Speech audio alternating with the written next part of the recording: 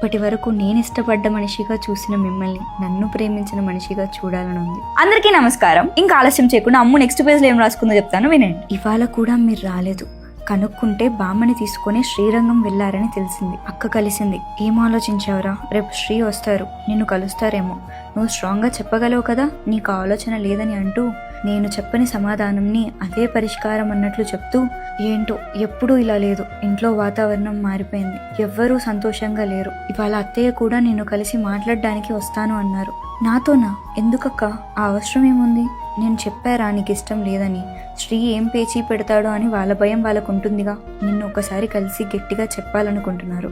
నువ్వేం భయపడకు, నీకు ఇంట్రెస్ట్ లేదని చెప్పి తర్వాత అత్తయ్య చూసుకుంటారులే అంది. అసలు అమ్ము ఎందుకు చెప్పాలి?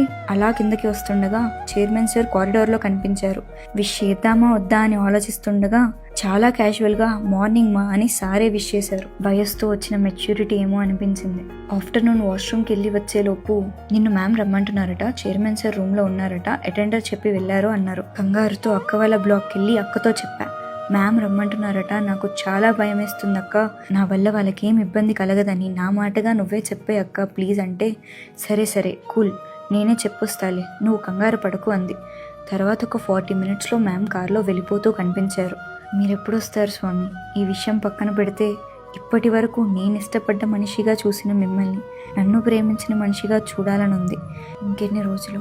త్వరగా రావచ్చుగా స్వామి. ఇప్పటికే 3 రోజులు అయిపోయింది. స్వామి గారు త్వరగా వస్తే బాగుండు. వీళ్ళందరూ కలిసి మన అమ్మని టార్చర్ చేసేస్తున్నారు. అమ్ముకి పాపం అన్నీ ఒకేసారి వచ్చేసాయి. ఈ ఎగ్జామ్స్, ఇంట్లో తెలిసిపోవటం.